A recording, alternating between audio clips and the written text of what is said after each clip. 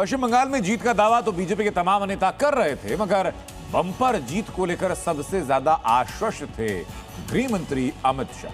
तभी जैसी घड़ी में 1 बजे अमित शाह का एक चुनावी बयान जबरदस्त वायरल हो गया।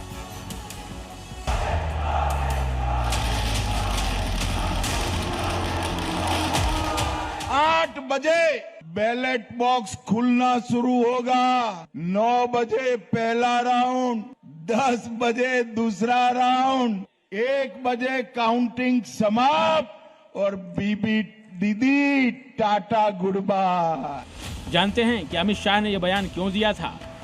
दरअसल टीएमसी नेता अभिषेक बनर्जी ने बीजेपी समर्थकों को धमकी दी थी कि 4 मई को दोपहर 12 बजे के बाद उन्हें कौन बचाएगा, जिसके बाद अमित शाह ने 3 बड़ी बातें कही थी। नंबर 1, 4 मई के बाद दीदी चली जाएगी। नंबर 2, दोपहर 1 बजे के बाद बंगाल में बीजेपी होगी। नंबर 3, टीएमसी से डरने की जरूरत नहीं है, सीआरपीएफ अगले 60 दिनों तक बंगाल में रहेगी। खैर, तीनों बातें सच साबित हुई। अब टीएमसी आरोप लगा रही है कि बीजेपी ने फिक्सिंग की है। मुस्लिम बूथ में लॉस है, ऐसे कैसे हो सकता है? इसका जवाब बहुत गलत चीज हुआ है। मुझे लग रहा है ये ईवीएम हैक हुआ है। लिटरली हम ये चीज पर रिलाई नहीं करते। अच्छा होता टीएमसी वोटर्स को धमकाने की बजाय उनका भरोसा जीतने की कोशिश करती, तब शायद ईवीएम को कोसने की नौबत नहीं आती।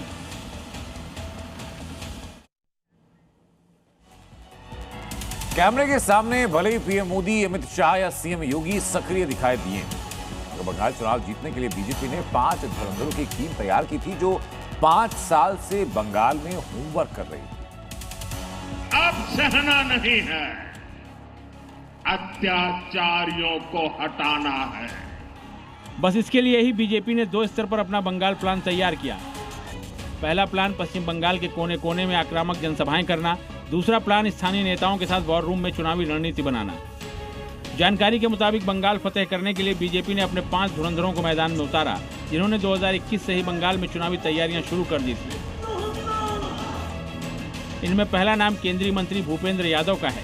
ये न केवल सर्वे टीमों की मॉनिटरिंग कर रहे थे, बल्कि प्लानिंग की रोज अपडेट भी लेते थे। बीजेपी की टीम के दूसरे धुरंधर रहे सुनील बंसल, जिन्होंने डोर टू डोर कैंपेन चलाने का काम किया। इस टीम के तीसरे धुरंधर रहे दिलीप घोष, जिन्हें हर बूथ पर टीम खड़ी करने का काम सौंपा गया। बीजेपी के चौथे धुरंधर साबित हुए केंद्रीय मंत्री सुकांता मजूमदार, जिन्होंने चुनाव प्रचार की कमान संभाली। और 5वें धुरंधर रहे शुभेंदु अधिकारी, जिन्होंने ममता के खिलाफ नैरेटिव सेट करने का काम किया। बीजेपी के इन 5 धुरंधरों की जवाबदेही सीधे केंद्रीय गृह मंत्री अमित शाह को थी, जिन्होंने खुद बंगाल चुनाव में 66 से ज्यादा रैलियां और रोड शो किए। जीत के जश्न में आज पहली बार झालमुड़ी, लड्डू, बर्फी और इमरती पर भारी पड़ी।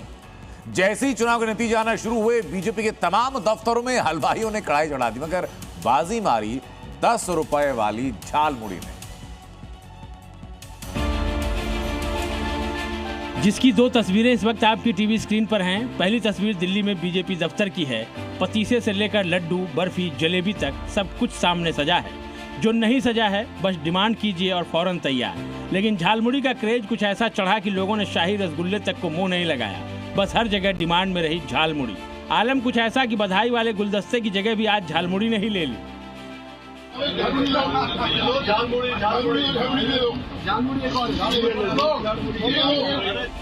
मतलब जिस झालमुड़ी का लोग नाम तक नहीं जानते थे, उस झालमुड़ी को पीएम मोदी ने ब्रांड बना दिया।